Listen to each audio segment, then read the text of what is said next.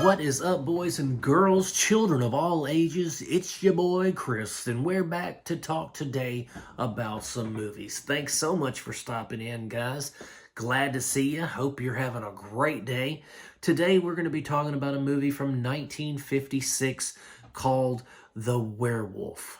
I've been on a bit of a old movie kick lately. They are great for bedtime. You know what I mean? Like you're winding down for the evening. You and the partner are in the bed. You know, they're on their phone doing what they do, reading a book, whatever it is that your partner does. And you're looking for something to wind down. You're like, man, I need something that is light enough to where I don't really have to pay attention, but I can get the gist of the story. And in case I fall asleep, it'll be easy for me to pick up tomorrow to finish off, right? So in that aspect, I was just, looking around, surfing, and I found this movie, The Werewolf. Okay, and this is from 1956. It's directed by a guy named Fred F. Sears. And I found this to be incredibly ahead of its time with the storytelling. The premise is not your medieval witch hunt. It's not your 18th century Larry Talbot getting bit by a wolf in the woods. It's not your American Werewolf getting mauled in the woods and then turning into a werewolf. It's none of that. It's very much in the vein of films like Wolf with James Spader and Jack Nicholson. Because, again, it doesn't take place in your gypsy caravan.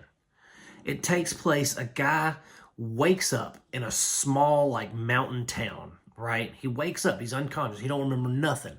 But there's been a string of murders, some things are going down, and he's the prime suspect, buddy.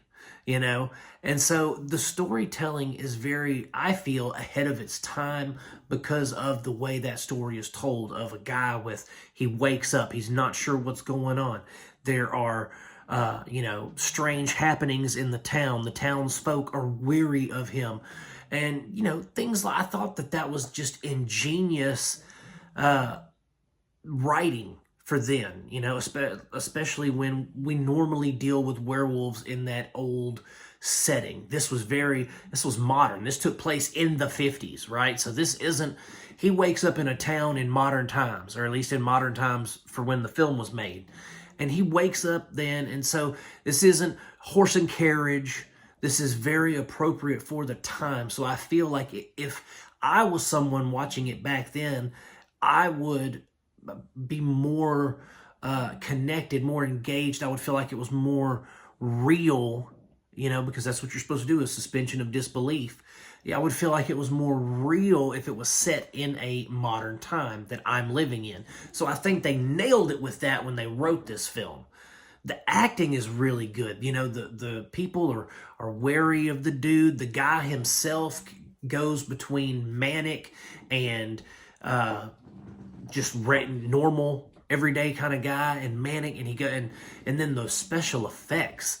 The werewolf transformation is beautiful, and he looks like the classic Wolfman, the Lon Chaney Wolfman.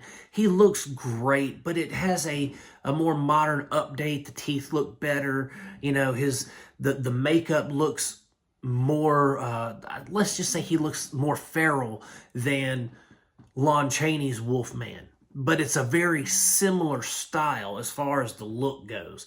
And I liked that. I thought that was great. I thought the wolf transformation left a little to be desired, because I'm sitting there and I'm watching it, and it's a lot of the fade. It's like they fade his old face over the new wolf face, and then it's like there's his wolf face. There's no and there's no pain. It's just like boom, and he's there, and he's the Wolfman. So that I wasn't really a fan of. They could have done something where, even if they didn't have let's say a special effects budget, even if they didn't have the budget for it, they could have still had their guy, just be like, And, you know, next thing you know, they do a close-up of a hand with, and it's, the fingernails have grown a little bit, and there's a little more hair on it. Something like that to insinuate a change, not just the fade of the faces kind of thing. That, I feel like that was cheap. It was a cheap route to go. And by cheap, I mean not good looking. It was very, you know, dollar store kind of special effects. Whereas if they would have done something where it insinuated a change, showed a bit of a change, there would have been more, you know, it would have felt more real. More real, is that a thing? But you know what I mean, I think. I hope you know what I mean anyway. So I feel like this film, one, ahead of its time as far as storytelling went. The acting was really good. The, you know, the score was good. The music, dum bum bum, you know, the 50s suspenseful music. We all know how it sounds. I thought it was good. I thought it was appropriate in the scenes that it was used in. But overall, this film was solid. I really enjoyed it. I thought that it was, you know, well made, well written, well acted. Special effects left something to be desired, but it was still a very solid film, especially for 1956. I thought that it was ahead of its time. So if you want to check out The Werewolf, it is streaming on Tubi. I'm going to give it 2 thumbs up. Check it out if you want to. If you're looking for a good old black and white movie to just, like I said, an old 50s sci-fi horror film, black and white, easy to watch. You don't have to, you know, strain your brain. Just check it out, guys. That's all I'm going to say. Just check it out because it's fun. So anyway, guys, that's it. Like I said, 2 thumbs up, Tubi. Thanks so much for watching it. If you like my videos, by all means, please like and subscribe, guys. It would mean the world to me. If you've seen The Werewolf and you liked it or didn't like it, let's talk about it in the comments section. And as always, my friends, I am going to keep making them as long as you guys keep watching them. Peace out. God bless you, and I will see you soon.